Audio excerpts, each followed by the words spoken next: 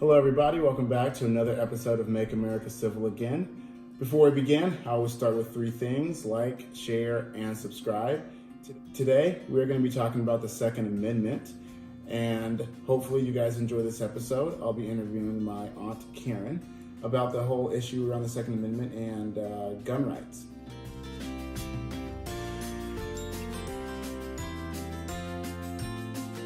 All right, so Karen, thank you so much for joining me today. My pleasure. Awesome.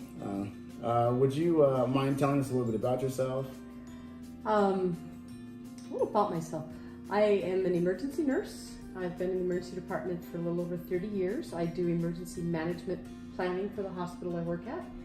I am an active outdoors woman. I am an equestrian, and I am an armed individual probably 80% of the time. Oh, well, I like that. That's a good thing. So you have your gun on you quite often. Yes. So clearly you're for the Second Amendment. Yes. So I guess my natural question would be like, why are you for gun rights? I am for gun rights because I believe we have a responsibility as a society to be protective of those that are weaker.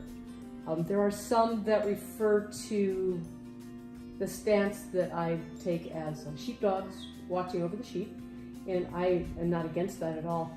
There are individuals in society who are stronger, there are individuals in society who are weaker, and as a society we have to take care of each other, and I think gun rights allow us to do that because wherever there are humans, there is evil. Yeah. Being a sheepdog, do you think there are any regulations that should be on guns?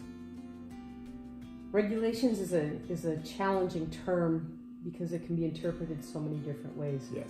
I think there are guidelines that need to be followed. Mm-hmm. And I think that regardless of where an individual is, safety is always paramount. So in the healthcare industry, you will see that firearms and weapons of any kind are not allowed. And it used to be that way in schools and churches as well. And I'm an advocate to change that for healthcare as well. From my perspective, putting those signs on any healthcare institution basically advertises to those who want to cause harm to society that it's shooting fish in a barrel. It's free season for hunting. And it's my position in the healthcare arena that anyone who has their CCW, who qualifies twice a year, the safety from a range master at any kind of shooting range, there will be guidelines to follow for that. Who's not involved in direct patient care and who is willing to take that sheepdog stance should be allowed to be armed in their work environment, whether it's healthcare, schools, or churches, because there has to be a line of defense. Mm-hmm. And the person who is willing to stand up and be that line of defense should be empowered to do so. In our country, there's been a lot of rhetoric about repealing the Second Amendment, or not even repealing it, maybe even just gun control. Like, what would you say to someone who is an advocate for gun control, for the AR-15 or the dangerous weapons, as they call them? What would you say to someone who believes in that type of ideology?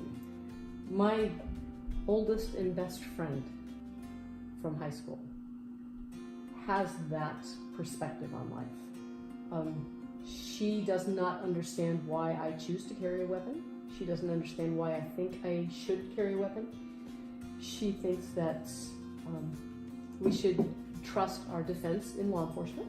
She does support law enforcement, but she doesn't believe that individuals should be carrying because it's too dangerous. And I have yet to convince her that that's not true. She knows that I carry and we're together, and she is as comfortable with it as she can be, mm-hmm. but she would just assume that I didn't carry. However, when we go someplace that is less than well lit and populated, she's always happy that I carry. I had a conversation with one of my administrators who was telling me how afraid of guns they were. And the thought of having a gun in the hospital was just abhorrent to them. And I looked at this person and I said, And when the shooting starts, where are you going to be? Behind me? And that pretty much stopped that conversation. Yeah. One of the things that a lot of people say is we need at least a lot more restrictions on guns because of a lot of the mass shootings that have happened in our country.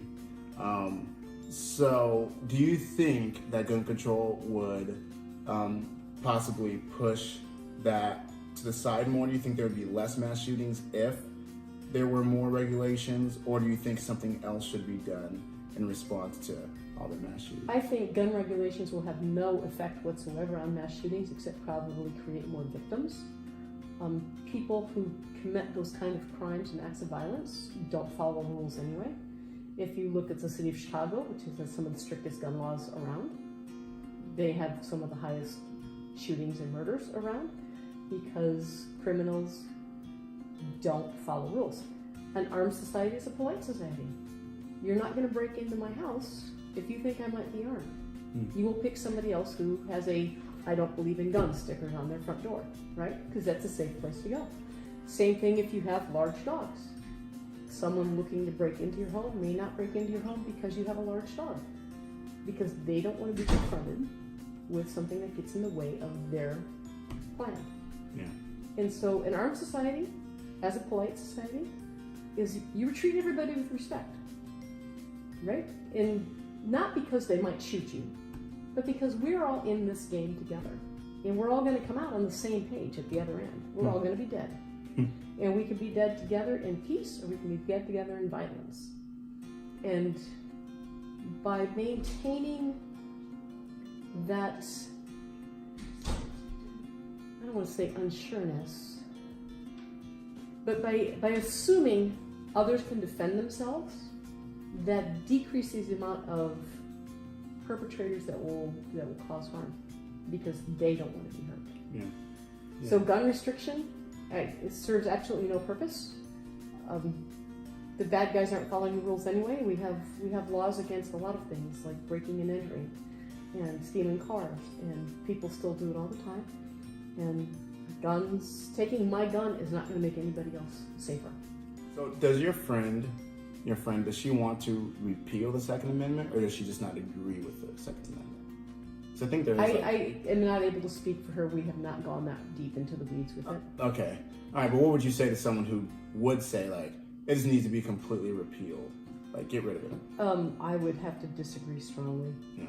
I mean, there's a reason, and unfortunately, as society is transitioning. I compare society today with the Roman Empire, and I see some parallels with what we're doing today that happened in the Roman Empire.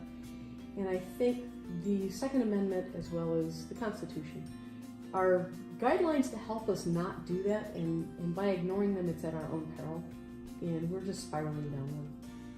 And, you know, as you look around us, not just with the Second Amendment, but you look at us with the sexual deviation and the, what is wrong is not right, what is right is not wrong. There's a whole lot globally that you look at that parallels what happened to them, and it won't be long if those of us who, I hate to say, are on the more conservative side of the political aisle, if those of us who aren't, the quiet majority needs to speak up. We tend to accept the noise from those that disagree with us because we don't take any of it personally, right? Go ahead, spout off all you want to spout off. It's fine if that's what you need to do. And the rhetoric from those who oppose our political stance is usually vehement and personal attacks.